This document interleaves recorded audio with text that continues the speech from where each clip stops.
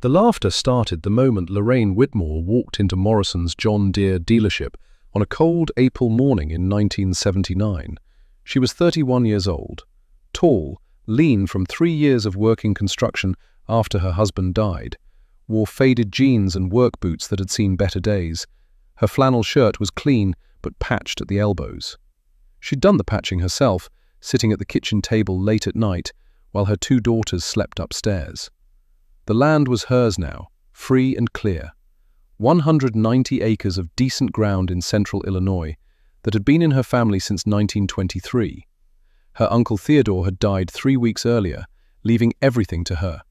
No mortgage, no liens, just good farmland that could feed a family if you worked it right. But there was no equipment. Theodore had leased out the ground for the last decade after a stroke made farming impossible. Everything had been sold off years ago to pay medical bills. The tractors, the implements, all of it gone. So Lorraine needed tractors, needed implements, needed everything to start farming from scratch. She walked into Morrison's with a clear plan and $12,000 she'd saved over 8 years. Every overtime hour, every weekend shift, every dollar she could squeeze out of her paycheck while raising 2 daughters alone. $12,000 felt like a fortune. It was everything she had in the world except that land. Frank Morrison greeted her at the door. Mid-50s, thick around the middle, confident smile, expensive watch that caught the morning light. He'd been selling John Deere equipment in this county for 23 years, knew every farmer within 50 miles. "Lorraine," he said, extending his hand, "heard about your uncle. Sorry for your loss. Theodore was a good man." "Thank you, Frank, I appreciate it. But congratulations on the land. That's one hell of an inheritance. 190 acres of primo ground. You're a lucky woman." "I know it." Frank put his hand on her shoulder, led her deeper into the showroom. The dealership was impressive. Bright lights, polished concrete floors, the smell of new rubber and fresh paint and hydraulic fluid. 6 brand new tractors sat on display. John Deere, green and yellow, gleaming like jewels under the fluorescent lights. "So you're here to get set up for farming," Frank said. "Good, smart. Let me show you what we've got." He walked her past the smaller models, moving with the practiced ease of a man who'd done this 1,000 times. Stopped in front of 2 massive machines that dominated the center of the showroom. "Now, for your operation, I'm thinking a 4440 would be perfect. Maybe a 4240 if you want to save a little money. Both great machines. Modern, reliable, efficient. Got the power you need for 190 acres. Lorraine looked at the price tags. The 4240 was listed at $38,000. The 4440 at $46,000. Her entire savings was $12,000. She felt something cold settle in her stomach. "Frank, those are really nice tractors, but I can't afford them." Frank leaned back against the 4240, arms crossed. His smile never wavered. "Lorraine, let me be straight with you. You walk out of here without financing, you're making a mistake that'll haunt you for years." "Frank, I appreciate—" "No, listen, I've been doing this 23 years. You know what separates successful farmers from failures? One thing: willingness to invest. Your Uncle Theodore, God rest his soul, he was old school, cash only. You know what that got him? Stuck at the same size operation for 40 years while his neighbors quadrupled their acreage." Lorraine's jaw tightened. "My uncle died with no debt, slept well every night." "Sure, and he died farming the same 190 acres he started with. Is that what you want for your daughters? To watch you struggle with antique equipment while their friends' parents drive new trucks and take vacations?" The mention of her daughters hit like a physical blow. Darlene was 8, Becky was 6, both still grieving their father, both looking to Lorraine to build them a future. And here was this man, this dealer with his expensive watch and confident smile, telling her she was failing them. "My daughters will learn that peace of mind is worth more than a vacation." Frank laughed. Not unkindly, but with the patronizing amusement of someone who thinks he knows better. "Peace of mind doesn't pay for college, Lorraine. You've got what, an 8-year-old and a 6-year-old? College is 10 years away. You keep farming with junk equipment, you'll be lucky to afford community college. What about used tractors? Do you have any of those? Frank's smile tightened, just slightly. Lorraine noticed. She'd been reading people's faces for 3 years, ever since the accident that killed her husband. You learned to see the small changes, the micro-expressions that told you what someone really thought. We don't carry much used inventory, Frank said. The market's hot right now. Used equipment sells quick. We get something in, it's gone in a week. He paused, studying her. But honestly, Lorraine, you don't want to start your operation with used equipment. You need reliability. You need warranty coverage. You need parts support. You need modern efficiency.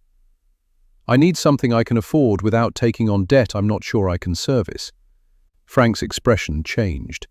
The friendliness evaporated, replaced by something harder, more calculating. That's what everyone says when they first look at the numbers. But Lorraine, think about it this way. You've got to invest to succeed. Farming isn't cheap. You've got to spend money to make money. You can't compete with neighbors who have modern equipment if you're running old junk that breaks down every other week. He moved closer, lowering his voice like he was sharing a secret. Here's what we do. 10% down. That's $3,800 on the 4240. We finance the rest over 7 years at 12%. Your monthly payment would be about $620. That's manageable. That's what farming costs in 1979. Lorraine did the math in her head. $620 a month. 12 months a year. 7 years. That was over $52,000 total for a $38,000 tractor. $14,000 in interest alone. More than her entire savings. That's a lot of interest, Frank. It's the cost of doing business. Look, I understand you're nervous. You're new to farming. You're doing this alone. But Lorraine, that's exactly why you need good equipment.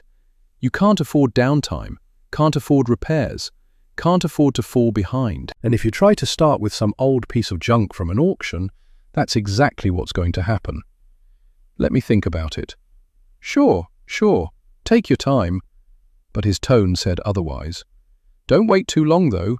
These 4,240s are moving fast. I've sold 3 this month already. Spring planting's coming up. You need to get set up. And Lorraine? He put his hand on her shoulder again. I'd hate to see you fail because you were too scared to invest in success. Lorraine thanked him and left the dealership. Sat in her truck in the parking lot for 15 minutes. Just thinking, doing the math over and over in her head. $620 a month for 7 years. $52,000 for a $38,000 tractor. What if grain prices dropped? What if she had a bad crop year? What if the tractor broke down and she couldn't afford the repairs on top of the payment? She'd lose everything. The tractor, probably the land too, trying to keep up with payments she couldn't make. There had to be another way. She drove straight to the local auction yard. There was an estate sale scheduled for that Saturday. She'd seen the equipment list in the newspaper. 2 International Harvester Farmalls were listed among the items. Old machines, but machines that might work. Saturday morning came cold and overcast. Lorraine arrived at the auction yard at 7 in the morning, 2 hours before the sale started. She wanted to inspect the equipment before bidding. The yard was muddy from recent rain. About 40 pieces of equipment scattered across 2 acres. Tractors, planters, plows, combines, all of it from the Hendricks estate. Old man Hendricks had died at 86, been farming until the day before his stroke. His children lived in the city, didn't want anything to do with farming, selling it all. Lorraine found the 2 Farmalls parked next to each other near the back of the lot. The first was a 1954 International Harvester Farmall Super MTA diesel engine. The paint was faded to almost pink in places, rust spots on the fenders, dents in the hood. But Lorraine had worked on equipment long enough to see past the cosmetics. She climbed up, sat in the seat. The metal was cold and damp from the morning dew. She checked the oil, dirty but full. Tried to turn the engine over by hand. It moved, not seized. She checked the tires, old but holding air. Examined the hydraulic lines, some cracking but not leaking. This tractor had been maintained, not lovingly, but adequately. Someone had taken care of it. The second was a 1960 Farmall 560 gas engine, also showing its age, paint faded, rust, dents. But again, Lorraine could tell someone had taken care of it. The engine wasn't seized. The sheet metal was intact. The clutch pedal felt wrong though, too soft, probably needed a clutch. That would cost money. But both tractors were fundamentally sound. They'd run. They'd work. They just needed some maintenance, some tender, loving care. An older farmer walked over. Lorraine recognized him, Earl Jackson. Farmed about 8 miles away. She'd seen him at church. "You thinking about bidding on these?" he asked. "Maybe. You know anything about them?" "I do. Hendricks bought the Super MTA new in '54. That's been his main tractor for 25 years. The 560 he picked up used in '67 or '68. Both good tractors, reliable. He took care of his equipment. Not perfect, but good enough." "Think they're worth buying?" Earl shrugged. "Depends what you want them for. If you're trying to impress neighbors or compete with folks running new equipment, no. But if you want tractors that'll work and won't bankrupt you, yes. Old Hendricks farmed 240 acres his whole life with those 2 tractors and not much else. Made a living, raised 4 kids, retired with money in the bank." "That's what I'm trying to do," Lorraine said. "Then you're looking at the right equipment. Just don't expect anyone to be impressed." At 9 o'clock, the auction started. The auctioneer, a fast-talking man named Dutch Williams, who'd been running auctions in the county for 30 years, worked through the household items first. Furniture, dishes, tools. Then he moved to farm implements. A grain drill sold for $800, a plow for $650, a disc for $400. Then he got to the tractors. "All right, folks," Dutch called out, his voice carrying across the crowd of about 50 people.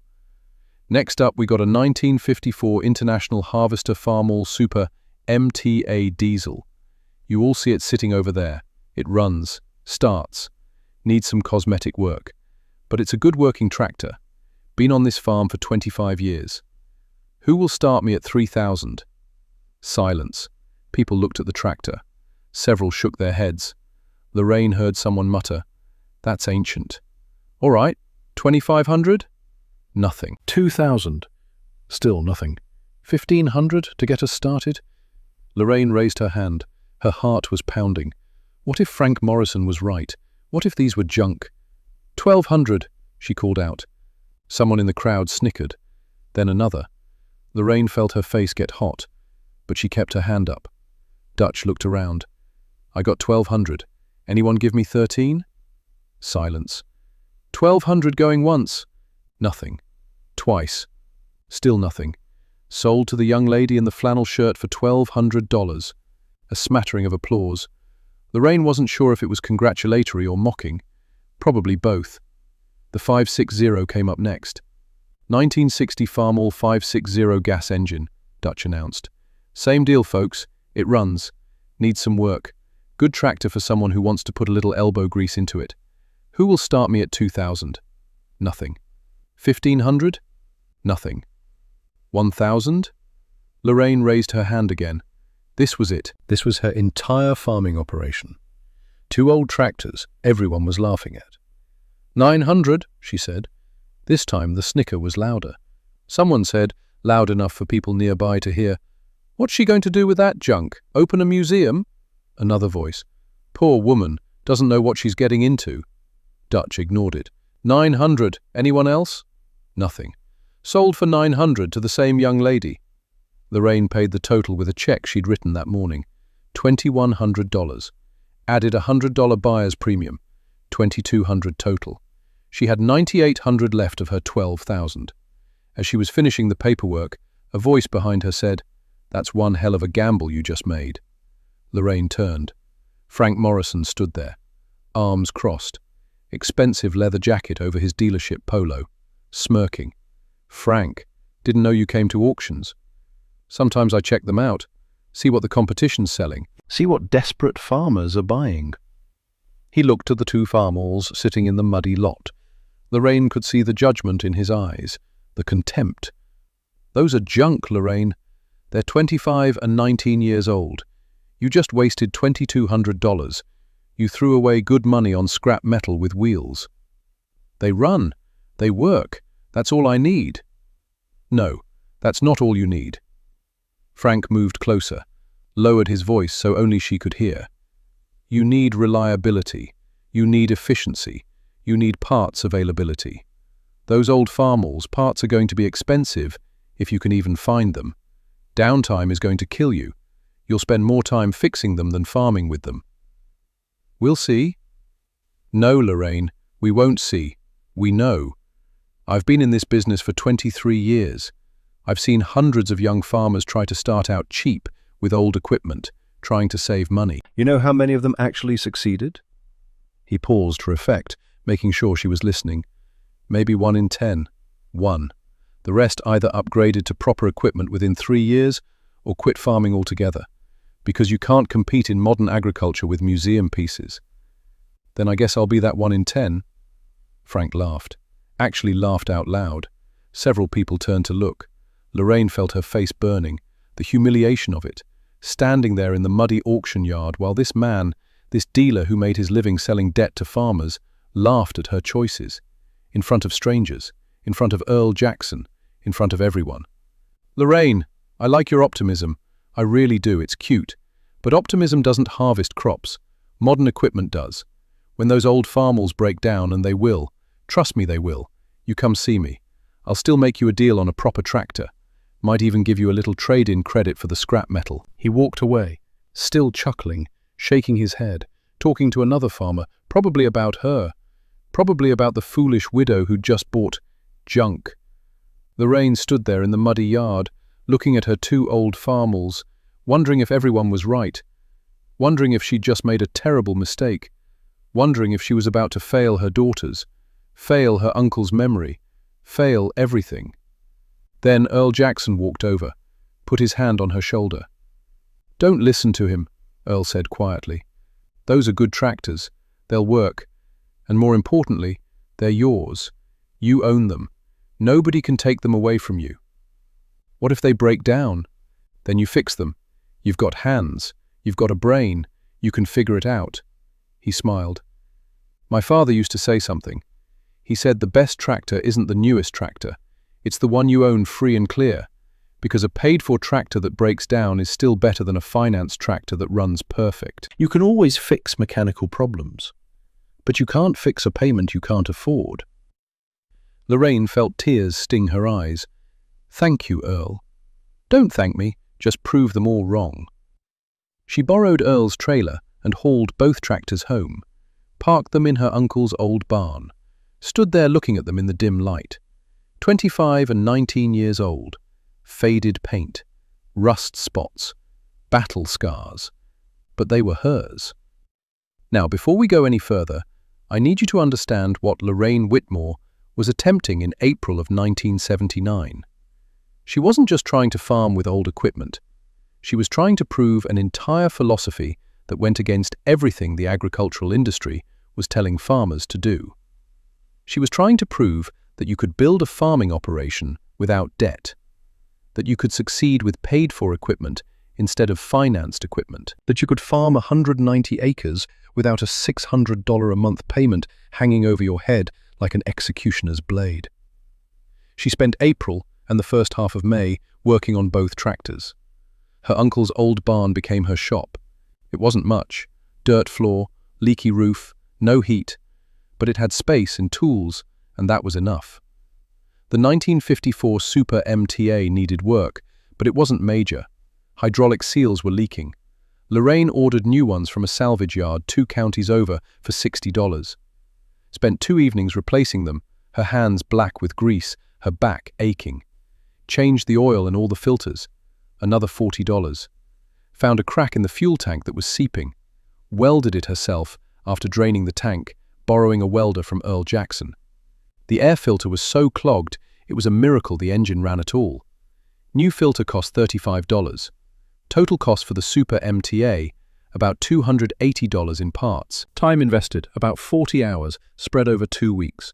She worked on it after putting her daughters to bed, 8-year-old Darlene and 6-year-old Becky would be asleep upstairs in the old farmhouse, while Lorraine worked in that cold barn, hands numb, shoulders screaming, wondering if she was doing the right thing.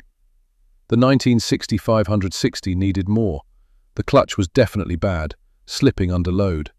She found a used clutch assembly at a tractor salvage yard for $90.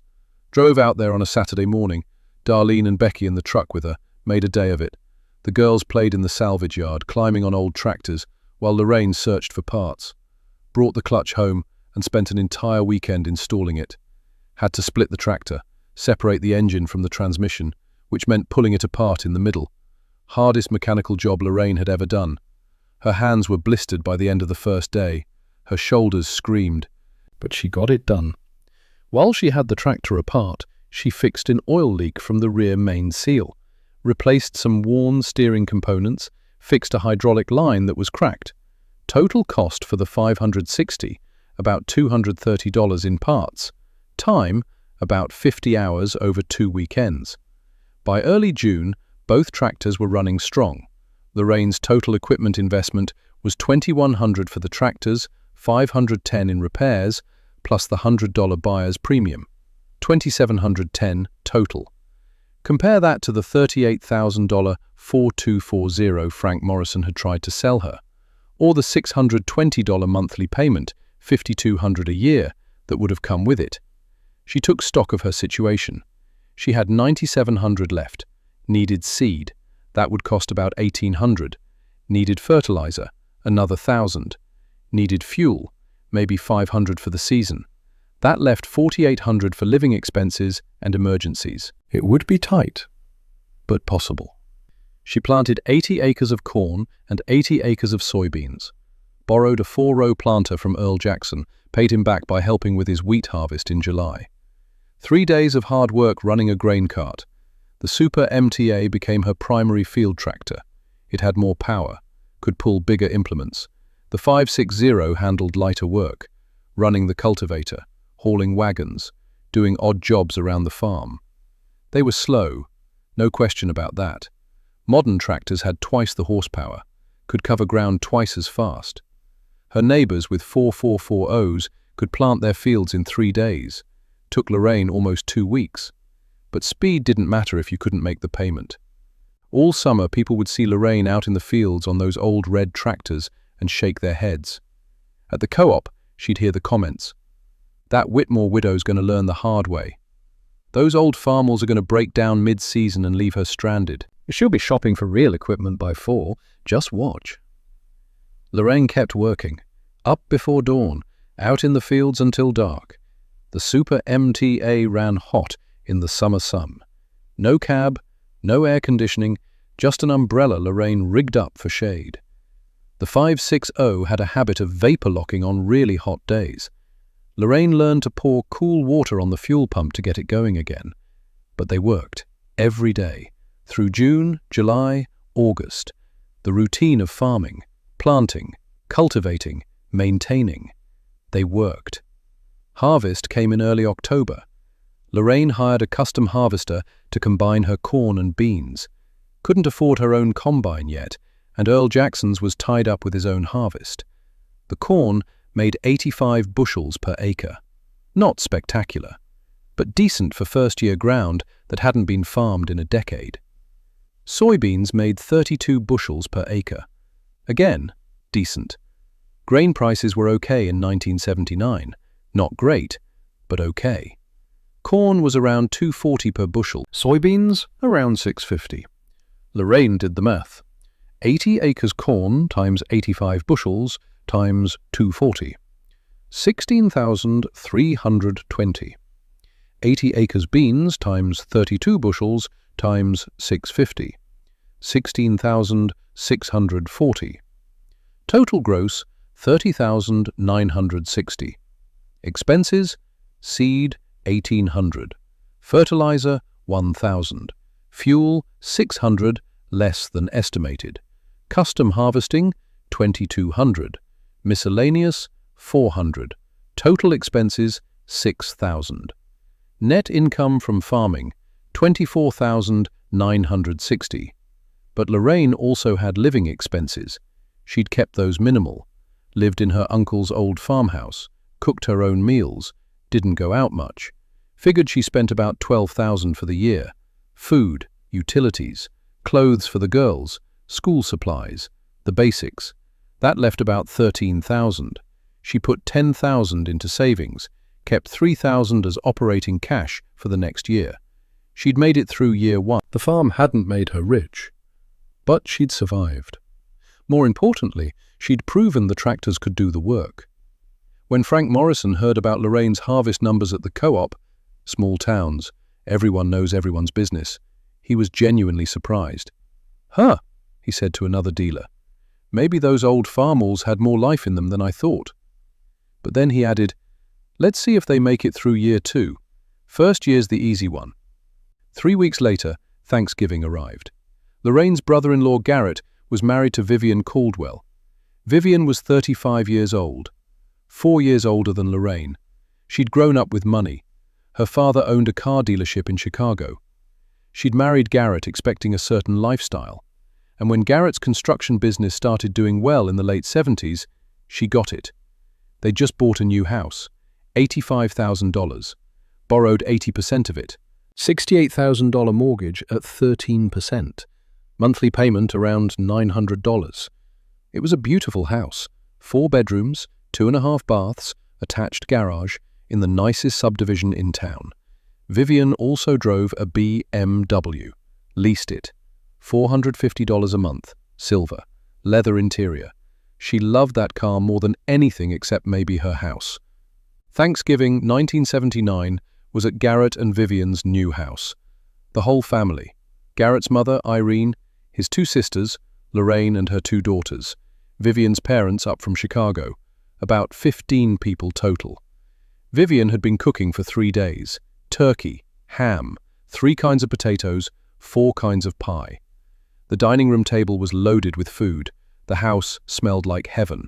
Crystal glasses, china plates, everything perfect. They just sat down to eat when Vivian pulled out her car keys, dropped them on the table next to her plate. The BMW key fob, silver and blue, gleaming under the chandelier light. "So," Vivian said, loud enough for everyone to hear, "Garrett and I just got back from test driving the new 7 Series. We're thinking about trading up next year. The lease on this one ends in March." Everyone made appropriate noises, impressed sounds. Vivian beamed. Then she turned to Lorraine, smiled. That smile Lorraine had learned to recognize over the past year. The one that meant something cutting was coming. "Lorraine, I saw you in town last week. You were driving that old Chevy. What year is it again? 71? 72? 71, Lorraine said quietly. 8 years old, goodness. Does it still run okay? Or are you just too thrifty to buy something newer? She said the word thrifty with a slight emphasis, a knowing look at her mother, a shared joke. The table went quiet. Everyone heard it. The edge in Vivian's voice. Everyone knew what thrifty meant when Vivian said it. It meant cheap. It meant poor. It meant less than. Lorraine set down her fork carefully, looked at Vivian, kept her voice calm, level, the way she'd learned to do in the 3 years since her husband died, when people looked at her with pity and said things they thought were helpful but weren't. "It runs fine, Vivian, and it's paid for. I sleep well at night, knowing I don't owe anyone anything. But don't you want something nice, something new?" Vivian's voice had that false concern, that condescending sympathy. "Life's short, Lorraine. You should enjoy it. You can't take it with you. Your uncle learned that, didn't he? Died with all that money in the bank and never got to enjoy any of it. I am enjoying life. I'm raising my daughters. I'm farming my land. I'm building something that'll last." Vivian laughed, a bright, tinkling sound that made Lorraine's stomach tighten. "Building something?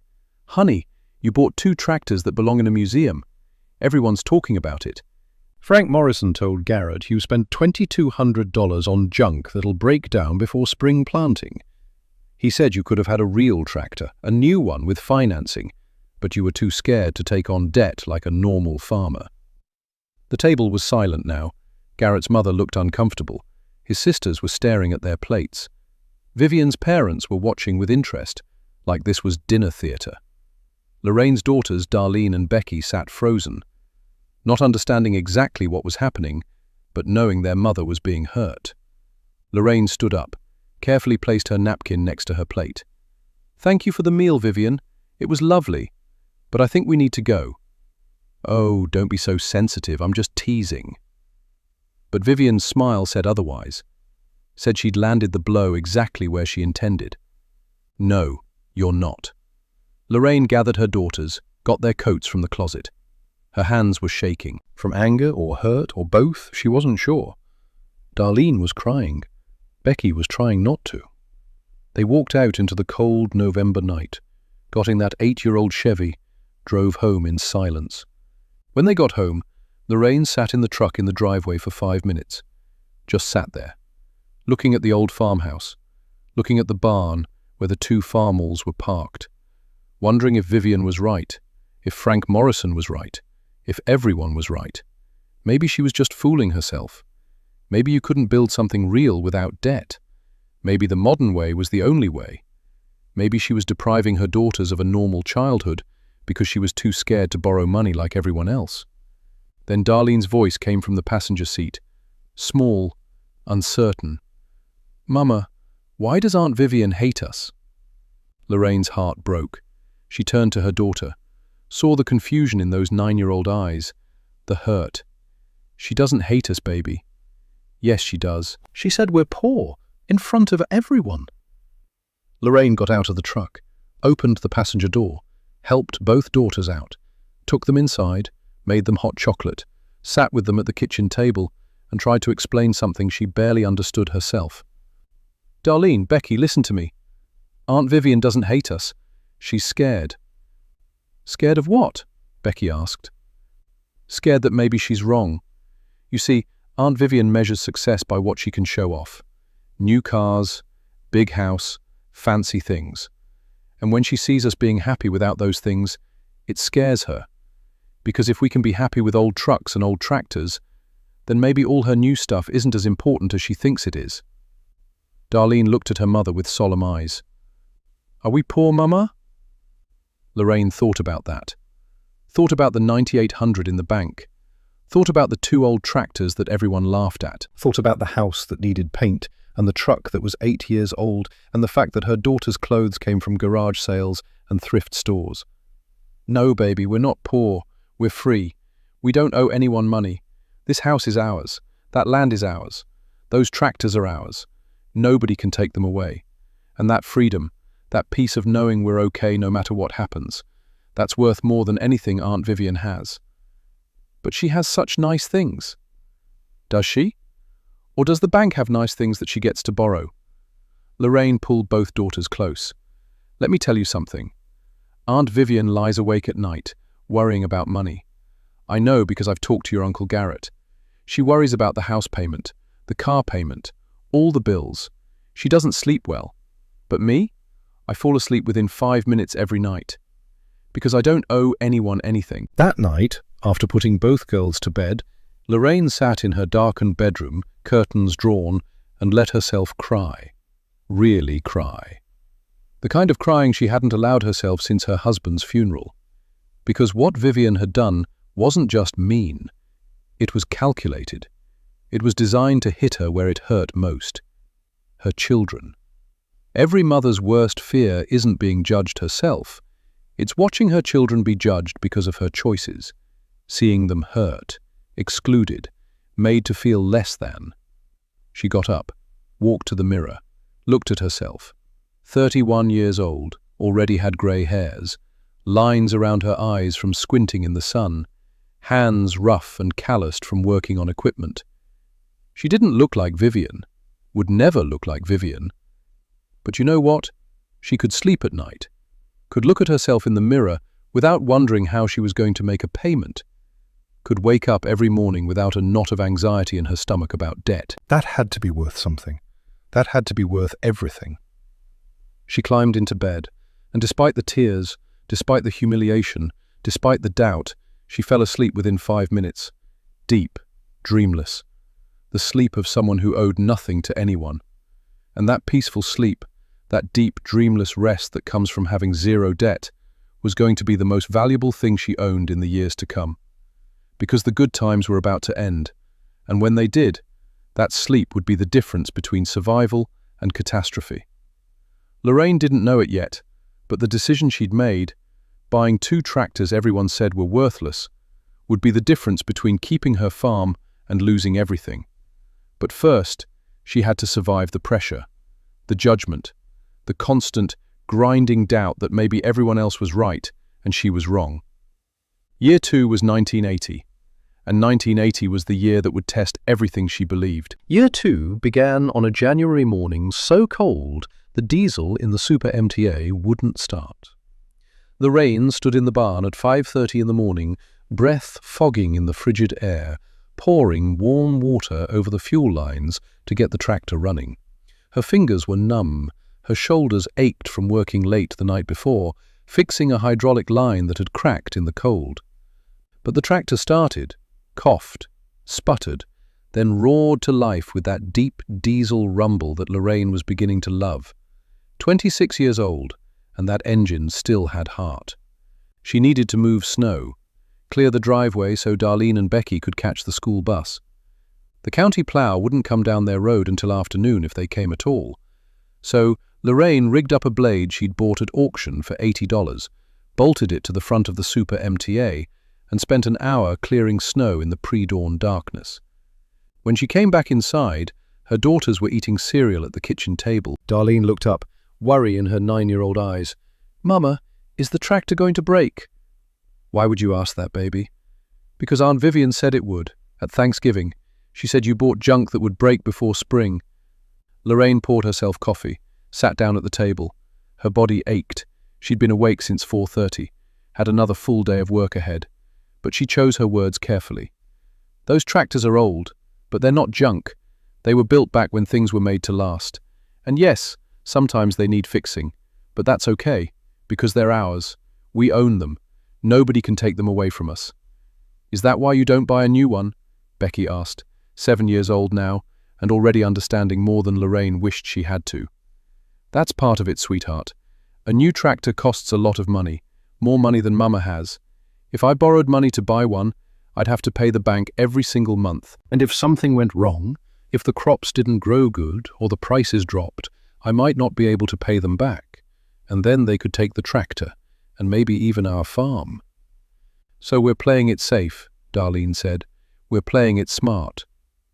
But as winter turned to spring, Lorraine started wondering if smart was the same thing as foolish. Because everywhere she looked, everyone else seemed to be winning at a game she wasn't playing. The agricultural boom of 1980 was unlike anything anyone had seen. Corn prices climbed to $3.50 a bushel by March. Soybeans hit $7.60. Export markets to the Soviet Union and China were wide open. The government was encouraging production. Plant fence row to fence row, they said. America was feeding the world. And farmland values were going insane. 15% year-over-year gains in some areas, 20% in others. Land that sold for $1,000 an acre in 1978 was going for $1,200 in 1980. The logic was simple. Buy land now, even with borrowed money, because it would be worth more next year. You'd build equity, even while paying interest. Every farmer Lorraine knew was expanding, trading up, leveraging, growing. She heard it at church, at the co-op, at the diner where she sometimes took the girls for breakfast on Saturdays as a treat. Everyone talking about their new equipment, their additional acreage, their plans for the future. And Vivian never let her forget it. It was a Sunday in April, after church, everyone standing around in the parking lot, the way people do in small towns, talking, catching up. The sun was warm. Spring was coming. Farmers were getting ready to plant. Vivian pulled up in her BMW, stepped out wearing a dress that probably cost more than Lorraine spent on groceries in a month. Designer shoes, perfect hair. She walked over to the group of women that included Lorraine. Smiled that smile. "Lorraine, I keep meaning to ask, are you still planning to farm with those old tractors this year? Or did you finally break down and buy something from this decade?" The other women looked uncomfortable. They knew what was happening. Everyone knew what Vivian thought of Lorraine's choices, but nobody said anything. Small town dynamics. Don't get involved, don't make waves. Same tractors, Lorraine said quietly. They work fine. But they're so slow. I was talking to Garrett last night. He said it took you 2 weeks to plant last year. Most farmers finished in 3 days. Don't you get tired of being so far behind everyone else? Lorraine felt her face flush, felt the familiar heat of embarrassment rising up her neck. Other women were listening now, pretending not to, but listening, judging. I get it done. That's what matters. Is it, though? Vivian leaned against her BMW, studied her perfectly manicured nails, then looked up with false concern. Because Garrett also said you could probably handle more ground if you had modern equipment. Earl Jackson's looking to lease out 80 acres. With a real tractor, you could take that on, make more money, give your girls a better life. But I guess you're content to stay small, stay poor, stay behind. The implication hung in the air like smoke. Your girls deserve better. You're depriving them. You're being selfish with your fear of debt. Lorraine excused herself, got her daughters from Sunday school, drove home in silence. And for the first time since buying those Farmalls, she seriously considered if maybe Vivian was right. Maybe she was being selfish. Maybe her fear of debt was robbing her children of opportunities. That night, after putting Darlene and Becky to bed, Lorraine sat at the kitchen table with a legal pad, did calculations, ran numbers. If she leased Earl's 80 acres, she'd need to pay about $40 per acre.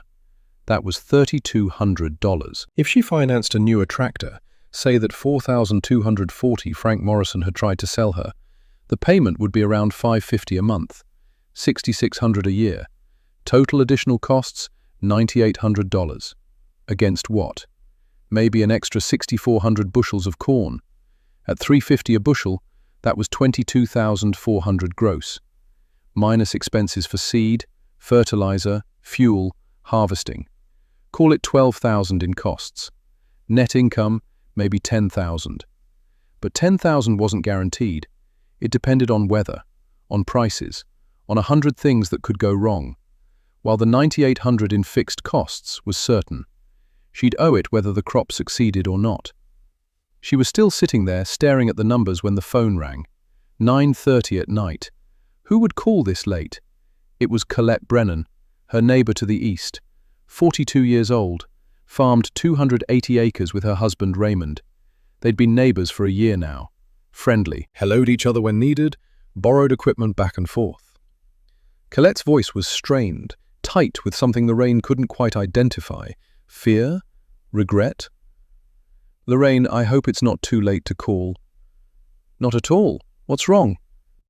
Nothing. Nothing yet. I needed to talk to someone. Raymond's asleep. He doesn't understand why I'm worried. Worried about what? A long pause. Lorraine could hear Colette breathing, could hear the sound of ice clinking in a glass. Was she drinking? We bought a new tractor last month. A 4440. Beautiful machine. Raymond's so proud of it. But Lorraine, it cost $42,000. We borrowed almost all of it. The payment is $650 a month. Lorraine's stomach dropped. She knew where this was going. Did something happen? No, not yet. But I can't sleep. I lie awake at night doing the math. $650 a month is $7,800 a year. For 7 years. That's almost $55,000 total for a $42,000 tractor. $13,000 in interest. And what if something goes wrong? What if prices drop? What if we have a bad year? We could lose everything. The tractor, the land, everything my husband's family built for 3 generations. Why did you buy it then? Because everyone said we should. Frank Morrison, the banker, even Raymond, they all said the same thing. Land values are going up. Grain prices are high. This is the time to grow. If we don't leverage up now, we'll be left behind. Colette's voice cracked. But Lorraine, I see you farming with those old Farmalls, and you sleep at night. I know you do, I can tell. You're calm, at peace, and I haven't slept properly in a month. Colette. I'm sorry, I shouldn't have called. I just needed to tell someone who might understand. Everyone else thinks I'm crazy for worrying. But you chose differently. You said no to debt. And I wish I'd done the same. They talked for an hour. Lorraine tried to be encouraging, tried to say the right things. But after she hung up, she sat there in the dark kitchen feeling something cold settle in her chest. A premonition, a sense that something bad was coming. And she was right. Spring planting went smoothly. The Super MTA and the 560 worked every day, slow but steady. Lorraine planted the same 160 acres, 80 corn, 80 beans, same as last year. No expansion, no debt, just simple, conservative farming. Her neighbors finished planting in 3 days with their new equipment. Lorraine took 12. But she didn't care anymore. She'd stopped comparing herself to them, stopped worrying about being behind, because she'd realized something important. In farming, fast doesn't matter if you can't afford the speed. Summer came hot and dry. The corn grew tall. The beans looked good.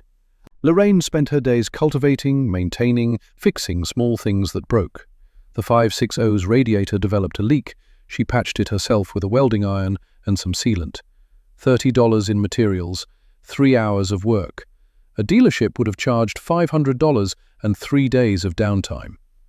In June, Frank Morrison came by the farm. Lorraine was in the barn, changing oil on the Super MTA, when she heard a vehicle pull up. Looked out to see Frank's new Suburban, expensive, gleaming, chrome wheels. He got out wearing sunglasses and a polo shirt with the John Deere logo embroidered on the chest. "Lorraine, got a minute?" She wiped her hands on a rag, walked out into the sunlight. "Sure, Frank. What brings you out here?" "Well, I've got to hand it to you. You made it through a year with those old Farmalls. I'm impressed. Really am. Proved they could do the work." "They're doing fine. Proved you could farm. Everyone respects that." He walked over to the Super MTA, looked it up and down, touched the faded paint, got rust on his fingers, wiped them on his pants with a look of distaste. "But you've proven your point now. You've shown everyone you can make it work. Now it's time to upgrade to equipment that'll let you really succeed, really compete, really provide for your daughters the way they deserve." The mention of her daughters made Lorraine's jaw tighten. "I'm not interested in competing. I'm interested in farming." "But that's the same thing, Lorraine. Look." He moved closer, lowered his voice like he was sharing insider information. "I've got a barely used 4240 that just came in on trade. Beautiful machine. Only 200 hours on it. Guy upgraded to a 4640 after 1 year because his operation took off. That's what good equipment does. It lets you grow. I can let you have the 4240 for $32,000. That's $6,000 off new, and I can get you financed with just $2,000 down. Your payment would be about $550 a month." Lorraine set down the oil filter she was holding, looked at Frank Morrison, really looked at him, saw the expensive watch, the designer sunglasses, the leather shoes that probably cost more than she spent on clothes in a year. And she understood something with perfect clarity. This man made his living selling debt. Every tractor he financed generated commission. Every farmer who borrowed money put money in his pocket. 8% commission on a $30,000 loan was $2,400. That was his motivation, not her success, his profit. "Frank, I appreciate you thinking of me, but I'm not taking on $30,000 of debt. These 2 Farmalls are paid for, they work. That's all I need. But you're leaving money on the table. With modern equipment, you could farm faster, more efficiently. You could take on more ground. Earl Jackson's looking to lease out 80 acres. I heard him mention it at the co-op. With a 4240, you could handle it easy. That's potential income you're missing because you're too stubborn to invest in your operation." "And how much would that cost me?" "Well, lease payment on the ground would be maybe $40 an acre. That's $3,200. Your tractor payment would be about $550 a month, $6,600 a year. Call it $10,000 total. To make maybe $8,000 net if everything goes perfect, if prices stay high, if the weather cooperates, if the tractor doesn't break down, if nothing goes wrong." "But Lorraine, Land values are going up 15% a year. Grain prices are at record highs. This is the time to leverage up and grow. Everyone's doing it. The successful farmers, the ones who are going to own this county in 10 years, they're all expanding right now. And the ones who are too scared to invest? They're going to be left behind, working for wages, renting their land to guys like me who had the guts to take risks. She knew she shouldn't say it, knew she should just thank him politely and send him on his way. But something inside her, some combination of frustration and conviction and certainty, made her speak. That's exactly what worries me, Frank. When everyone's saying the same thing, when everyone's confident, when it seems too good to be true, that's usually right before everything falls apart. I've read history. I know what happened in the 20s, the boom that became a bust, the farmers who lost everything because they borrowed too much. Frank laughed, that same condescending laugh from the auction yard, the laugh that had humiliated her in front of 40 people. He took off his sunglasses, looked at Lorraine with something between pity and contempt. Lorraine, you really think there's going to be some kind of crisis? Agriculture is booming. This is the best time in history to be a farmer. Grain prices are at record highs. Export markets are wide open. The government's encouraging production. Land values are rising faster than stocks. This is the opportunity of a lifetime, and you're missing it because you're scared. I prefer to call it cautious. Frank shook his head, put his sunglasses back on, started walking to his Suburban. Then he turned back, and there was genuine pity in his voice now. Lorraine, you're going to regret this. I'm telling you, in 5 years you'll be farming the same 190 acres with the same old tractors, while your neighbors own 500, 1,000 acres with modern equipment and operations that actually make money.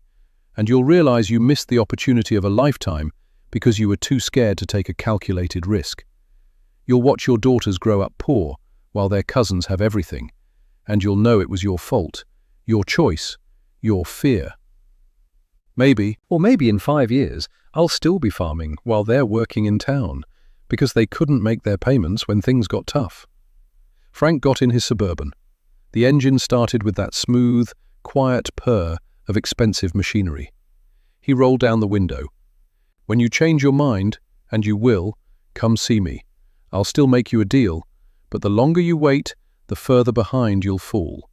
And Lorraine, your daughters deserve better than this. He drove away, leaving Lorraine standing in a cloud of dust, his final words echoing in her mind. Your daughters deserve better than this. That night she couldn't sleep, tossed and turned, got up at 2 a.m, stood at the window, looking out at the barn where the 2 Farmalls sat in the darkness. Were they enough? Was she enough? Was she sacrificing her daughter's future because she was too scared to borrow money? She called Irene the next morning. Her mother-in-law, 70 years old now, widow herself, had buried her son, Lorraine's husband, 3 years ago. They'd grown close in the years since, talked on the phone several times a week. Irene, can I ask you something? Of course, dear. How do you know if you're being wise or if you're just being afraid? A long pause. Then Irene said, Tell me what's bothering you. Lorraine told her everything. The conversation with Frank Morrison, the pressure from Vivian, the doubts that kept her awake at night, the fear that she was depriving her daughters of a better life because she was too scared to borrow money, the worry that maybe everyone else was right and she was wrong. Irene listened, didn't interrupt. Let Lorraine talk until she ran out of words. And when Lorraine was finally finished, when she'd poured out all her doubt and fear and uncertainty, Irene said something Lorraine would remember for the rest of her life. My father was a farmer during the Depression, lost everything in 1932. The bank foreclosed on 200 acres that had been in our family for 60 years. You know why he lost it? Why? Debt. He'd borrowed money in the 20s to buy a new thresher. Everyone was doing it. Equipment was getting bigger, fancier, more expensive. Dealers were pushing financing hard. He thought he had to keep up. The payment was manageable when prices were good, but when prices crashed in 1929, that payment destroyed him. He couldn't make it, couldn't refinance. The bank took everything. He spent the last 30 years of his life working other people's land, never owned anything again, died bitter and broken at 63 years old. Irene's voice got quiet. My father told me something before he died. Said it was the most important lesson he'd learned in all his years. You want to know what it was? Yes. He said, in farming, survival beats growth every single time. The guys who focus on getting bigger, they have spectacular wins, but they also have catastrophic losses. The guys who focus on surviving, on keeping what they have, they might not get rich quick, but they're still there 20 years later when all the gamblers are gone. They're still farming when everyone else is working in town. They're still teaching their grandchildren how to plant corn when everyone else is teaching their grandchildren how to punch a time clock. Lorraine felt something loosen in her chest. Something she hadn't realized was tight. So I'm not crazy. I'm not being too cautious. No, dear, you're being smart. And more than that, you're being brave. It takes more courage to stand alone doing what you know is right than to follow the crowd doing what everyone says is right. It's easy to borrow money when everyone's doing it. It's hard to say no when you're the only one. But Lorraine, you're doing the right thing. I know it. Your Uncle Theodore knew it. That's why he left you that land. Because he knew you'd take care of it. Not exploit it, not leverage it. Take care of it. They talked for another hour, and when Lorraine finally hung up and went to bed, even though it was only 8 o'clock at night, she slept deeply, dreamlessly. The sleep of someone who knows, deep in their bones, that they're on the right path, even if no one else can see it. Summer passed into fall. Harvest came. The corn made 90 bushels per acre, better than last year. Beans made 35. Prices were still high, $3.50 for corn, $7.60 for beans. Lorraine did the math. Her gross income was going to be over $35,000. After expenses, she'd net close to $28,000. Minus $12,000 for living expenses, she'd have $16,000 left over.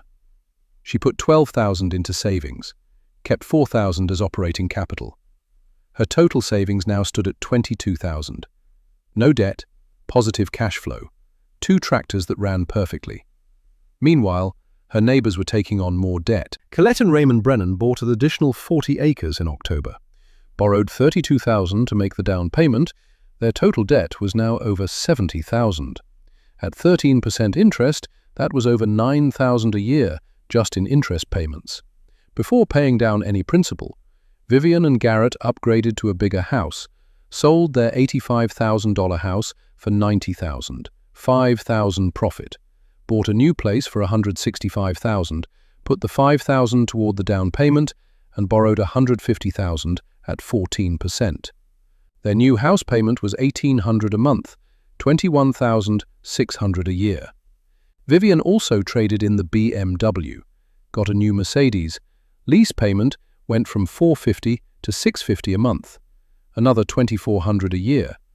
At Thanksgiving that year, the gathering was at Irene's house, neutral territory. Lorraine brought her girls and a sweet potato casserole. Tried to stay quiet, keep her head down, avoid conflict. But Vivienne found her in the kitchen after dinner. Lorraine, I heard you had a good year. Did okay. But you're still not expanding, still just farming the same ground with the same old equipment. Vivian's voice had that edge again, that need to prove something. It's working. Vivian leaned against the counter, studied her nails. Perfect manicure. Probably $50. Then looked up with that smile that never reached her eyes. You know what people say about you? Lorraine didn't answer, kept washing dishes, didn't want this conversation. They say you're scared, that you could have so much more if you just take a chance. But you're too afraid of risk, too comfortable being small, too content with being poor. It's actually kind of sad. You inherited all that land, all that opportunity, and you're wasting it because you're too scared to borrow money like a normal person. Something snapped inside Lorraine. Not violently, more like a thread that had been pulled taut for too long, finally breaking. She set down the dish she was washing, dried her hands deliberately, turned to face Vivian directly. You want to know what I'm afraid of, Vivian? I'm afraid of lying awake at 3 a.m, wondering how I'm going to make a payment. I'm afraid of one bad year destroying everything I've built. I'm afraid of my daughters watching me lose our farm because I borrowed more than I could afford. That's what I'm afraid of. But we're not living in fear, Lorraine. We're living in abundance. We have a beautiful home, nice cars. We travel, we enjoy life. We give our daughter everything she wants. What do you give your daughters? Garage sale clothes and an old farmhouse that's falling apart. Do you sleep well? The question caught Vivian off guard. What? Do you sleep well? When you go to bed at night, do you fall asleep easily? Or do you lie there thinking about all the things you owe, all the payments you have to make, all the bills that are coming due? Vivian's face changed. Just for a second. A crack in the facade, and Lorraine saw it. The stress, the strain, the fear that lived underneath all that confidence, the sleepless nights, the constant anxiety, the slowly dawning realization that maybe this wasn't sustainable. I sleep fine, Vivian said, but her voice was different now, less certain, almost defensive. Good, I'm glad. Lorraine picked up the dish towel. Because I sleep great. Every single night. I fall asleep within 5 minutes. Don't wake up until morning. No nightmares, no anxiety, no wondering if I can make the payment. And Vivian, that peace, that ability to sleep soundly, that's worth more to me than any Mercedes or any big house or any of the things you think make you better than me. She walked out of the kitchen, gathered her daughters. They left early, again. Seemed like Lorraine was always leaving Thanksgiving early. But as she drove home in that same old Chevy, now 9 years old, Darlene said something from the passenger seat.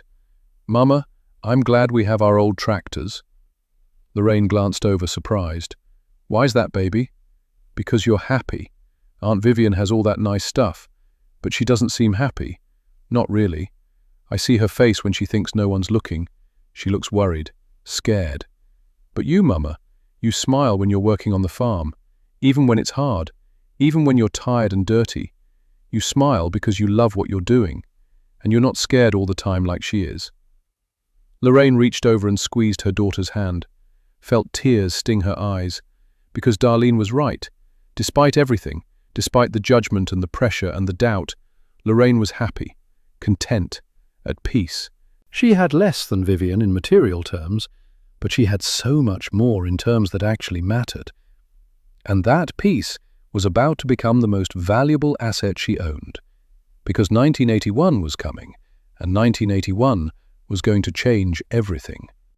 The new year started quiet. January, February, March. Normal winter, normal spring prep. Lorraine maintained her tractors, ordered seed, made her plans, same as always, conservative, careful, sustainable, planning to plant the same 160 acres, no expansion, no risks. She heard rumors, whispers at the co-op, something about interest rates, something about the Federal Reserve, some guy named Paul Volcker who was trying to fight inflation by raising rates. But it seemed distant, abstract, not relevant to her small operation in central Illinois. After all, she had no debt. Interest rates didn't matter to someone who didn't owe money. Then June came, and with it, the earthquake that would reshape American agriculture for a generation. The Federal Reserve raised interest rates to levels not seen since the Civil War. The prime rate hit 21%, 21, numbers that seemed impossible, rates so high that nobody could have predicted them, nobody could have planned for them. Farm loans that had been at 12% when farmers took them out in 1979 or 1980, suddenly renewed at 18, 19, 20% when the terms ended. Equipment payments doubled overnight, land payments doubled, operating loans became crushing burdens that grew larger every year instead of getting paid down. A farmer who'd taken on a $650 monthly payment in 1980 suddenly faced a $920 payment in 1981. That was an extra $3,240 a year for the same tractor, the same debt, just a higher interest rate. And that was if the bank would even renew the loan. Many banks, seeing the writing on the wall, started calling loans early, demanding full payment immediately. No negotiation, no payment plans. Just pay us everything you owe right now or we foreclose. But the interest rate spike was only half the crisis. The other half was grain prices. President Carter, in response to the Soviet invasion of Afghanistan, had placed an embargo on grain exports to Russia. President Reagan continued it. Suddenly, the export markets that had driven prices to record highs disappeared overnight. Corn, that had been $3.50 a bushel, crashed to $2.10. Soybeans went from $7.60 to $5.20. Wheat collapsed from $4.50 to $3.20. The math was simple, brutal, fatal. Higher payments plus lower income equals disaster. Lorraine heard about it first at church, a Sunday in July, standing in the parking lot after service. The heat was oppressive, humid, the kind of day where your clothes stick to your skin. One of the farmers, Jim Patterson, looked like he'd aged 10 years in a month. Someone asked how he was doing. "Not good," Jim said. His voice was hollow, empty. "Bank called my equipment loan, want the full balance in 90 days, $38,000. I don't have it. Even if I sold everything, I wouldn't have it. I might lose everything." The crowd went quiet. What do you say to that? What comfort can you offer when a man is about to lose everything his family built for 3 generations? Lorraine drove home feeling sick. Jim Patterson farmed 400 acres, had 2 kids in college, was one of the most respected farmers in the county. Good farmer, hard worker, did everything right. And he was about to lose it all because of interest rates he couldn't control and grain prices he couldn't predict. 2 weeks later, she got the call from Colette, middle of the afternoon. Lorraine was in the barn, fixing a bearing on the 560, when she heard the phone ringing in the house. She ran inside, picked it up, heard Colette's voice, barely above a whisper, shaking, on the edge of something terrible.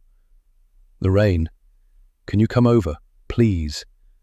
"Of course. What's wrong?" "Just come, please. I need you." Lorraine dropped everything, drove the 2 miles to Colette's farm, found her sitting on the porch steps, crying. Not the quiet, dignified crying of someone who's sad, the raw, gasping crying of someone who's breaking.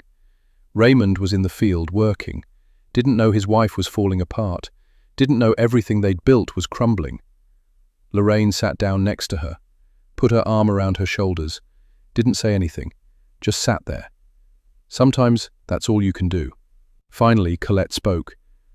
"Our loan renewed last week, the $4,440. The payment went from $650 a month to $920. Lorraine felt like she'd been punched. $920? Almost $1,000 a month, Lorraine, for a tractor, just a tractor. That's $11,040 a year. We netted $22,000 last year. After the land payment and living expenses and everything else, we can't make it. We just can't. The math doesn't work anymore." "What are you going to do?" "I don't know. Raymond wants to borrow more, take out an operating loan to cover the payments until things get better. But Lorraine, what if things don't get better? What if they get worse? What if we take out more loans and then we can't pay those either? We'll just be digging the hole deeper." "Have you told him how you feel?" "I've tried. He says I worry too much, that everyone carries debt, that it's normal, that we just need to weather the storm and things will turn around." Colette looked at Lorraine with eyes that held no hope. "But I don't think they will. I think this is just the beginning. And I'm scared, Lorraine. I'm so scared I can barely breathe." They sat there for a long time. 2 women on a porch step in the July heat. One crying, one trying not to. And Lorraine realized something with absolute clarity. She'd been right. All along, she'd been right. The caution that everyone mocked, the conservative approach that everyone criticized, the old tractors that everyone laughed at, they were going to save her life. Because while Colette sat there sobbing about a $920 monthly payment she couldn't afford, Lorraine had no payment at all. 0. Nothing. Her tractors were paid for, had been from the day she bought them. But the realization brought no satisfaction, no vindication, no sense of being proven right. Just sadness. Deep, aching sadness for her friend who was suffering. for all the farmers who were suffering, good people who'd been told to borrow, encouraged to grow, promised that land values would keep rising, grain prices would stay high, and nothing would ever go wrong. And now it was all coming apart, and there was nothing she could do but watch.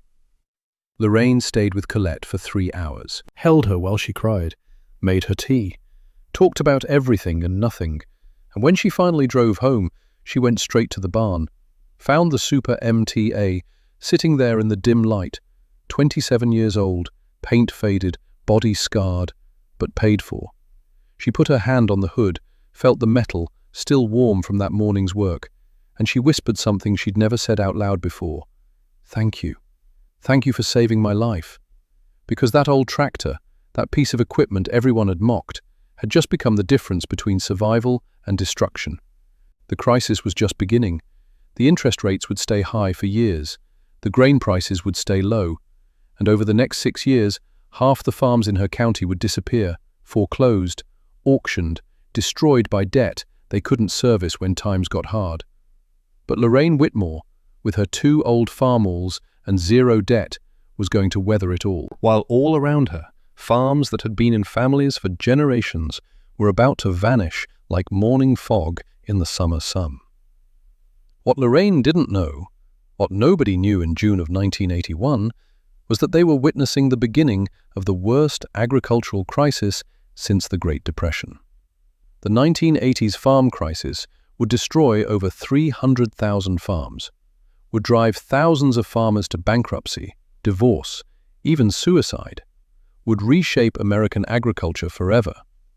And through it all, 2 old Farmalls, a 1954 Super MTA and a 1965-60, bought for a combined total of $2,100 at an auction where everyone laughed, would keep running, keep working, keep proving that sometimes the best equipment is simply the equipment you own. The worst was still to come. But Lorraine was ready, not because she was smarter than everyone else, not because she'd seen it coming, but because she'd made one simple choice that everyone said was wrong. She'd refused to borrow money she couldn't afford to repay, and that choice was about to save everything. The collapse didn't happen all at once. It came in waves, slow at first, then faster, then devastating. By the fall of 1981, the full scope of the crisis was becoming clear. This wasn't a temporary dip. This wasn't a correction. This was a fundamental restructuring of American agriculture, and it was going to destroy anyone who couldn't survive on razor-thin margins with crushing debt loads. Lorraine saw it everywhere. At the co-op, where farmers stood in line to buy seed on credit they might never be able to repay. At church, where the prayer requests grew longer each week.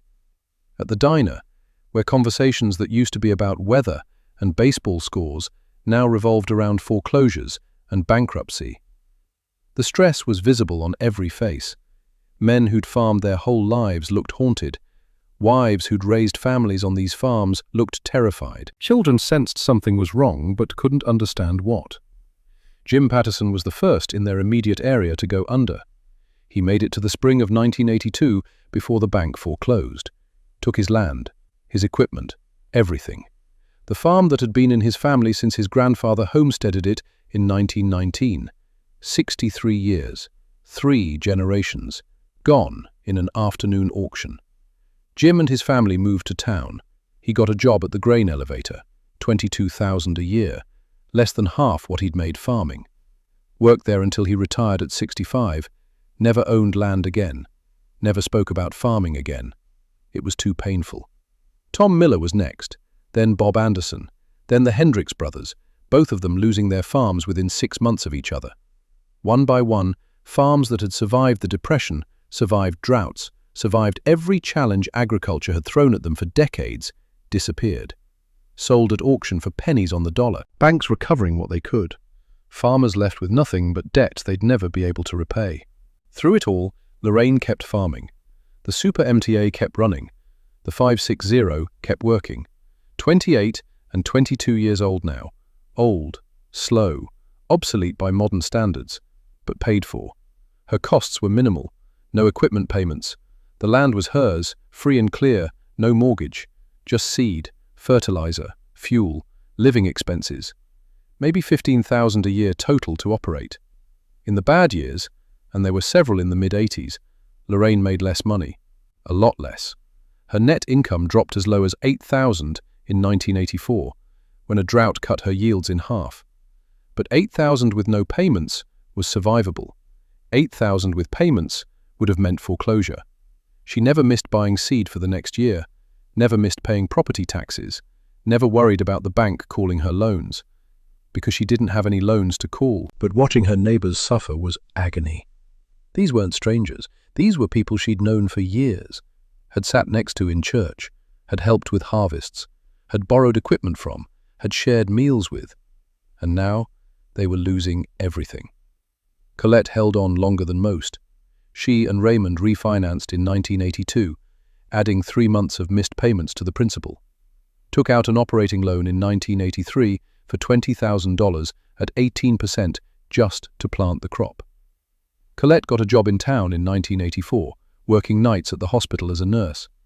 Raymond worked the farm during the day, then did odd jobs on weekends to bring in extra cash. They were killing themselves trying to keep the farm. Lorraine helped where she could, let them borrow equipment for free, helped with fieldwork when she could spare the time, brought over meals when she knew they were too exhausted to cook, did what neighbors do. But she couldn't save them.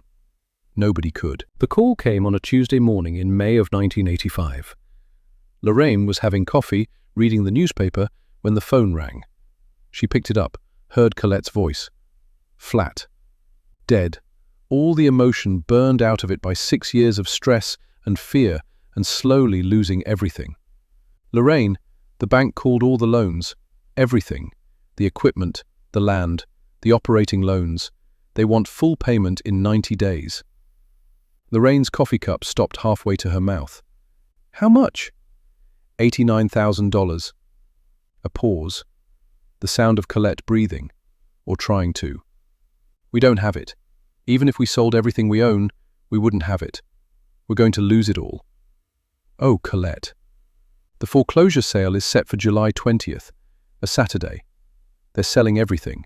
The land, the equipment, the house, everything Raymond's family built for 3 generations. Gone. 3 days before the auction, Colette showed up at Lorraine's farm, unannounced. 10 in the morning on a Thursday. Lorraine was in the barn doing maintenance on the Super MTA when she heard a car pull up. She walked out into the sunlight, saw Colette getting out of her car, and something about the way she moved, something about her posture, made Lorraine's heart start pounding. "Colette, are you okay?" She wasn't. Her hands were shaking, hair unwashed, clothes wrinkled, eyes hollow like she hadn't slept in days, which she probably hadn't. "I need to tell you something, before Saturday, before everyone sees, before it becomes public." "Okay." Colette's voice was barely a whisper. "I tried to kill myself last night." The words hung in the air, terrible, final, impossible to take back. Oh, Colette. Lorraine reached for her friend, but Colette stepped back, needed to say it all before she could accept comfort. "Pills. I took half a bottle of sleeping pills, sat in my car in the garage with the engine running. It seemed easier than Saturday, easier than watching strangers bid on my life, easier than watching my children watch me lose everything their grandparents built. So I just decided to not be there. Let Raymond deal with it. Let him tell the kids that Mommy got sick. But you're here now. Because Raymond found me, called 911. They pumped my stomach at the hospital, sent me home this morning with a prescription for antidepressants and a pamphlet about financial stress." Colette laughed, but it was a broken sound. Like a pamphlet is going to help. Like antidepressants are going to change the fact that on Saturday, I'm going to lose everything. Lorraine grabbed Colette by the shoulders, made her look up, made her listen. "Listen to me. You're going to survive this. Not because you want to, because you have to. Those kids need you. Raymond needs you. And 5 years from now, 10 years from now, you're going to look back and be grateful you didn't make that choice in your car last night." "How do you know? How can you possibly know that?" "Because I almost did the same thing." Colette's eyes widened. "What?" 6 months after my husband died, I had 2 little girls, no income, no idea how to farm. Everyone was telling me to sell the land, move to town, get a regular job. And one night, I sat in my car with a bottle of my husband's leftover pain pills, had them in my hand, thought about how much easier it would be to just go be with him, let someone else deal with the farm, let someone else raise my daughters, just give up. What stopped you? Darlene. She came out of the house looking for me, 9 years old, knocked on the car window, said, "Mama, are you coming in?" I made us hot chocolate. And I looked at her little face in the window, so innocent, so trusting, and I realized that no matter how hard things got, she needed me more than I needed an easy way out. Lorraine pulled Colette into a hug, held her while she cried, really cried. The kind of crying that comes from years of holding it together, finally letting go. "You're going to come to that auction on Saturday," Lorraine said quietly. "You're going to stand there with your head up. And you're going to show your children that you can survive anything, that losing things doesn't mean losing yourself, that material possessions aren't worth your life. And Colette, I'm going to be right there with you, every step." The foreclosure sale was set for July 20th, 1985, a Saturday, hot and humid, the kind of summer day where the air feels thick enough to chew, the kind of day where tempers run short and patience runs shorter. Lorraine arrived early, didn't want to go, knew she had to. This was her friend, her neighbor. The least she could do was be there, bear witness, show that someone cared. The auction yard was packed, maybe 200 people, some there to bid, most just there to watch. There's something about a farm auction, a foreclosure. It draws people.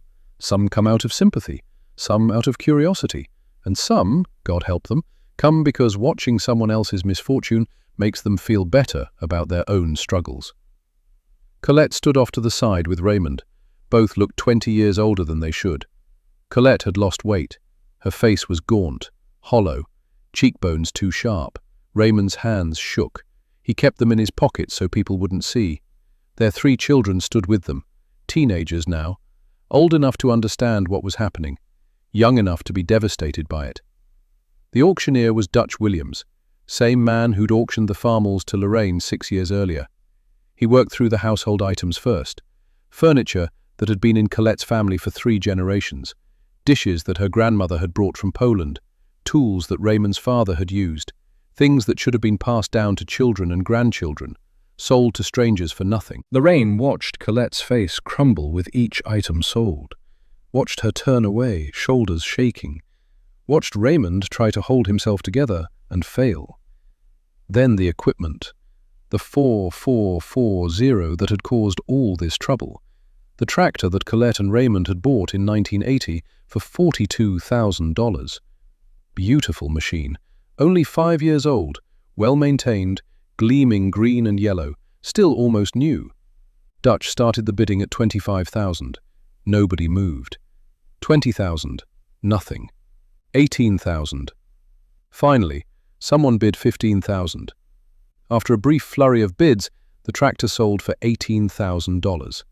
Less than half what they'd paid for it. Less than half what they still owed.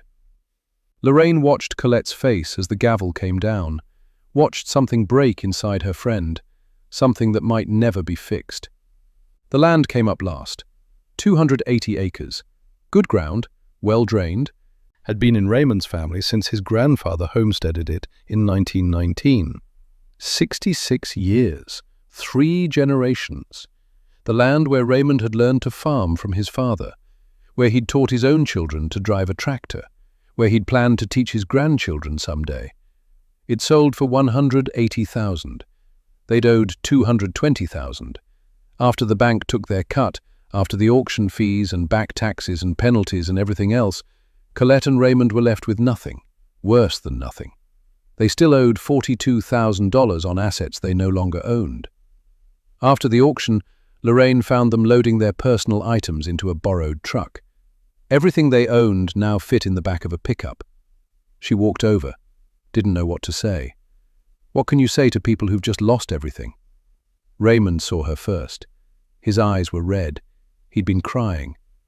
A 60-year-old man who'd worked this land his entire life, crying in front of strangers. No shame in it, just raw grief. "Lorraine," he said. His voice was rough, broken. "You were right. Back in '79 when you bought those old Farmalls and everyone laughed. You were right. You saw something the rest of us didn't." "Raymond, I'm so sorry." "Don't be sorry.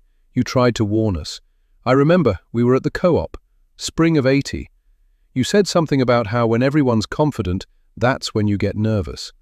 I thought you were just being pessimistic, overly cautious. But you were being smart. You were seeing clearly when the rest of us were blinded by greed and optimism." Colette turned around. Her face was streaked with tears, mascara running. She'd tried to dress nice for this, for the destruction of her family's legacy. She'd put on makeup and a nice dress, like this was a social event instead of a funeral. "Frank Morrison told us we needed that tractor," Colette said, her voice shaking with anger and grief. "The banker said the loan was smart. The agricultural economist said we needed to grow or die. Everyone said we needed to modernize and expand and leverage up. And we believed them. We believed every word. And now look at us." She gestured at the truck, at their lives packed in boxes, at the land behind them that they no longer owned. "We believed them, and now we're homeless. Now we're moving into a 2-bedroom apartment in town. Now I'm working night shifts at the hospital, and Raymond's stocking shelves at Walmart. Now our kids are telling their friends they don't know where they'll go to college because we can't afford it anymore." Lorraine pulled her into a hug, held her while she sobbed, felt her own tears coming, because this wasn't fair. Colette and Raymond were good people, hard workers. They'd done everything right, except listen to the wrong advice from people who profited from their decisions. "Where will you go?" Lorraine asked. "Town. We rented an apartment on 3rd Street.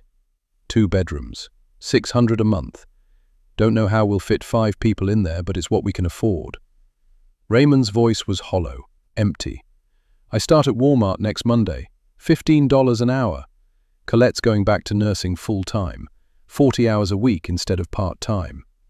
The kids, I don't know. They were supposed to go to college. Now I don't know if we can even afford community college." Before Lorraine could respond, Dutch Williams walked over. He was carrying a small slip of paper, a receipt. "Lorraine, someone wants to donate this to you." He handed her the paper. It was for the 1958 Farmall 450 that had been in Colette's equipment, small tractor. Lorraine had seen Colette use it for light work around the farm. "Who donated it?" "Colette did. Made me promise to give it to you. Said you'd take care of it better than whoever else might buy it. Said you deserved it for being the only one who made the right choices." Lorraine looked over at Colette. Their eyes met across the crowded auction yard, and in that moment, something passed between them. Understanding. Respect.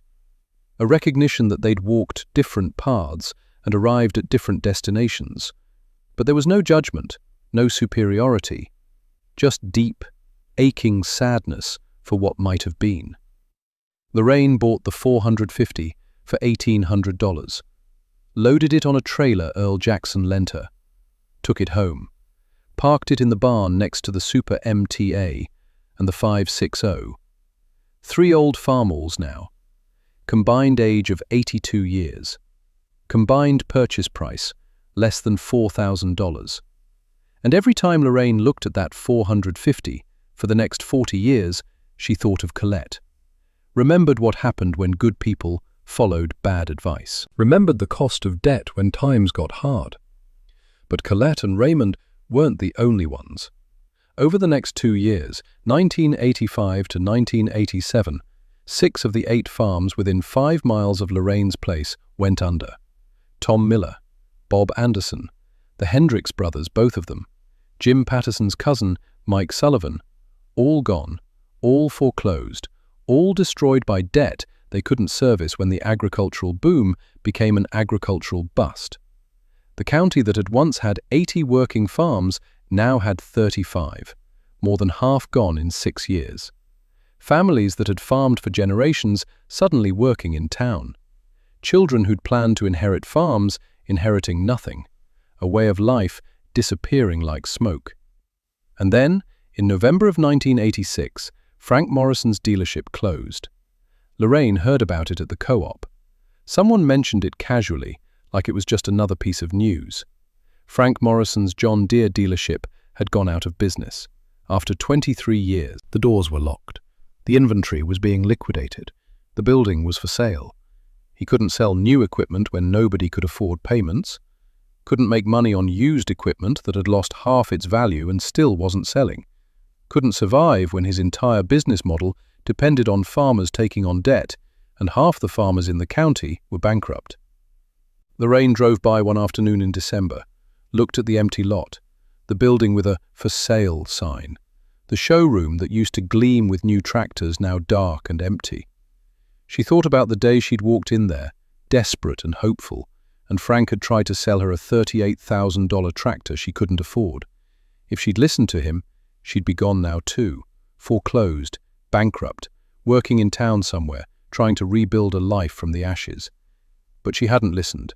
She'd bought 2 old Farmalls instead. And those tractors, those pieces of equipment Frank had called junk, had saved her life. She heard later that Frank had moved to Florida, retired early at 53 with the money he'd made selling debt to farmers who couldn't afford it. Never sold another tractor, never came back to Illinois, never had to face the people he'd helped destroy with his sales pitches and his financing schemes and his promises that debt was normal, necessary, smart.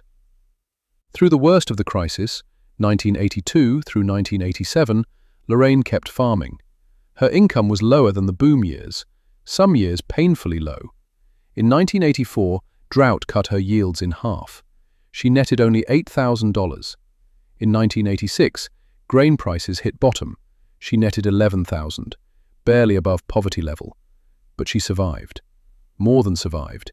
She saved money, slowly, carefully, putting away every dollar she could spare, living even more frugally than before, driving the Chevy until it had 200,000 miles on it, buying clothes at thrift stores, growing vegetables in a garden, canning food for winter, living like her grandparents had lived during the Depression. And slowly, her savings grew. 15,000, 20,000, 30,000. By 1989, she had $42,000 in the bank. 10 years of farming, 10 years of living below her means, 10 years of saying no to things she wanted so she could say yes to financial security. And then, in early 1990, an opportunity came.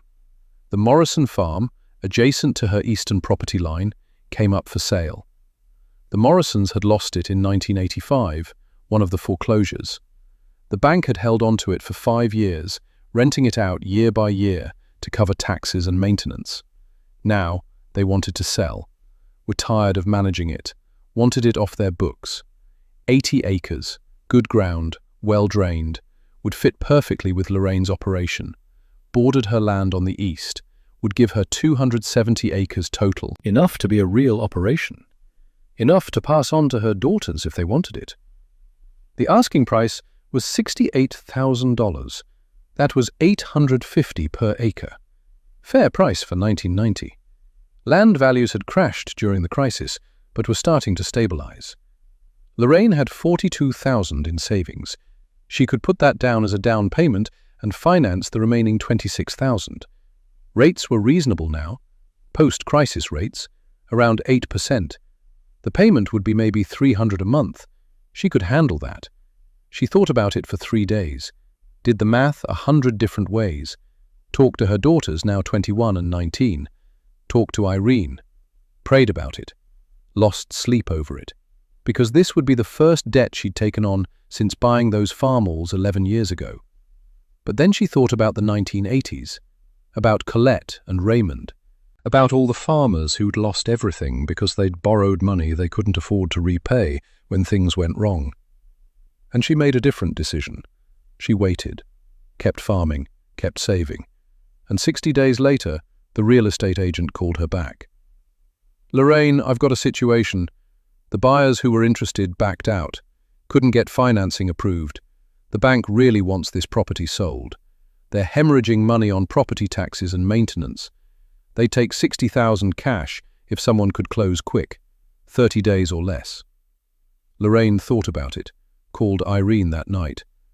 "Irene, I need to borrow $20,000. I'll pay you back at 6% over 5 years. That's my word, my promise. There was maybe 30 seconds of silence on the line. Then Irene said one word. Yes. That was it. Just yes. No questions about collateral, no concerns about risk, no demands for documentation. Just faith in the woman who'd married her son and raised her grandchildren and survived when stronger people had failed. Lorraine sold some savings bonds her uncle Theodore had left her.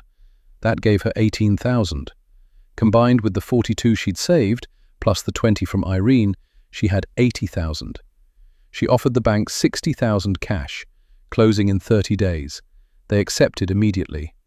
In March of 1990, Lorraine Whitmore bought 80 acres free and clear, added it to her 190. Now she had 270 acres, all paid off. No mortgage, no debt except the personal loan to Irene, which she paid back in 4 years instead of 5. She farmed it all with her 3 old Farmalls. The 1954 Super MTA, now 36 years old.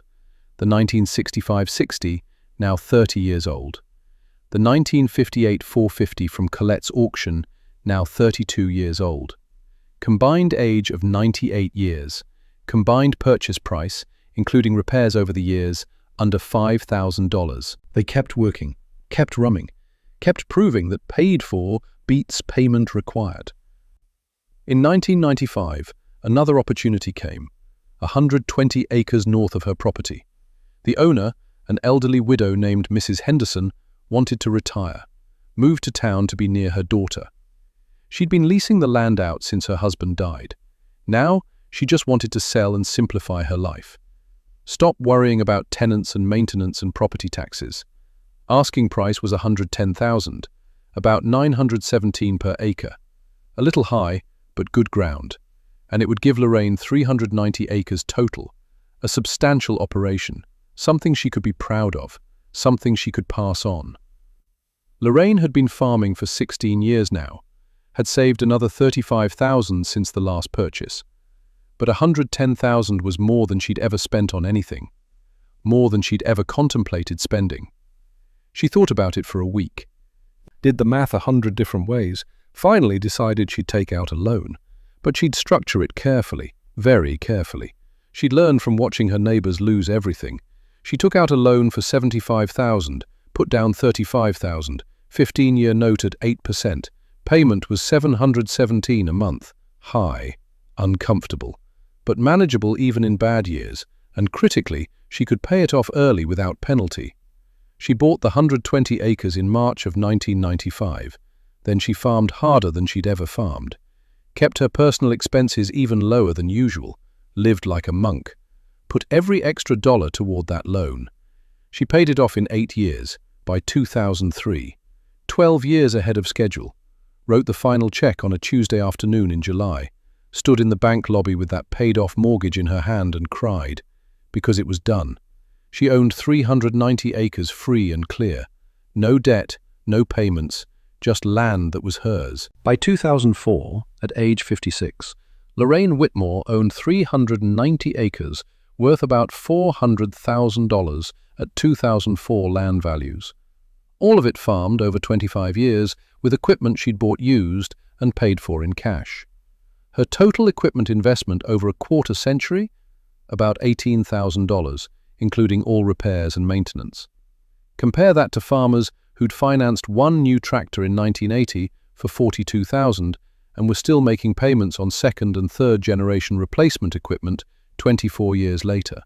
Still trapped on the debt treadmill, still one bad year away from foreclosure.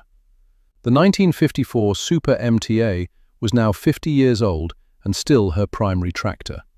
The 1965 160 was 44 years old and still working daily.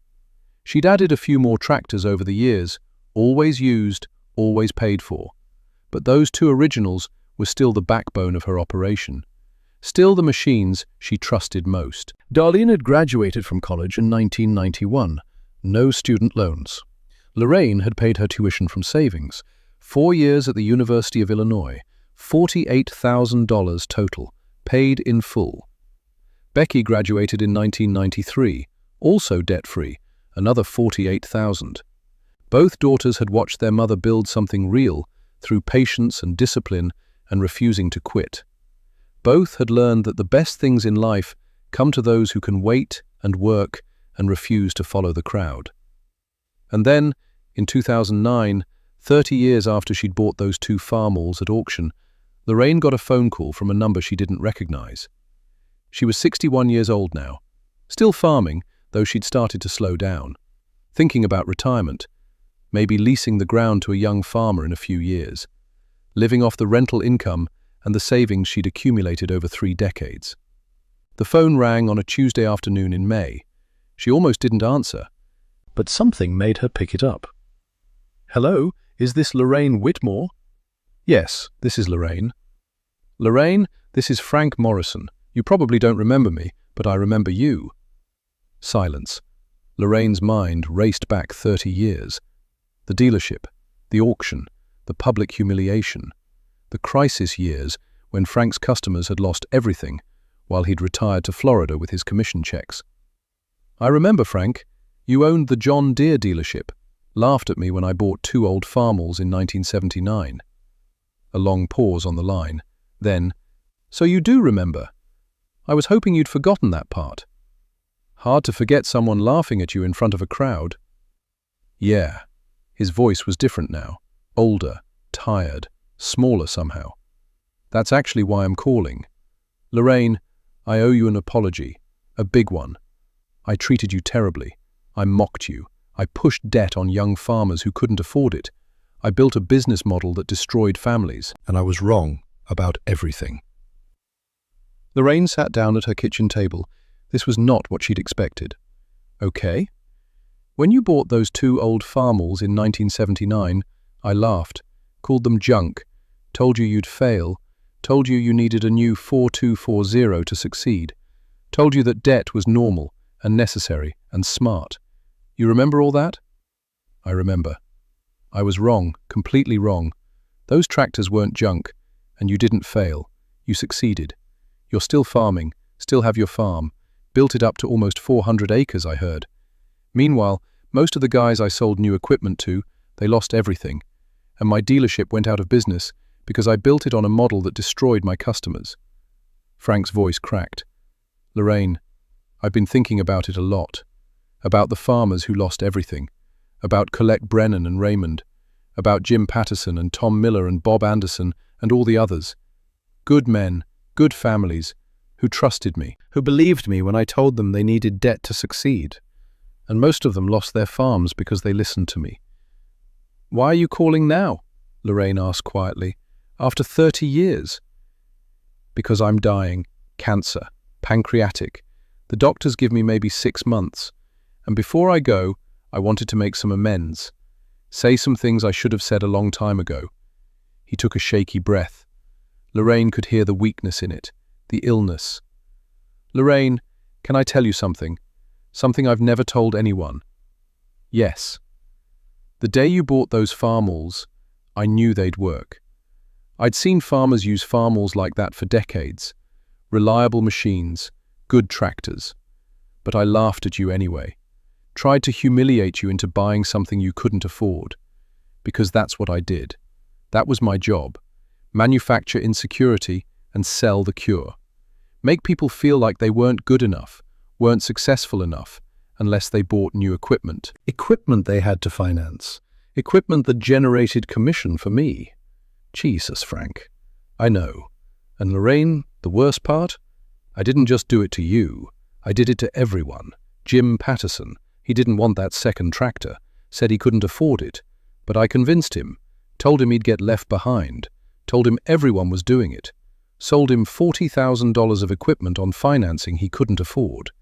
And when the crisis came, he lost everything. And I had already made my commission and moved on to the next customer. Frank was crying now, really crying. Colette Brennan. She came into my office in 1980.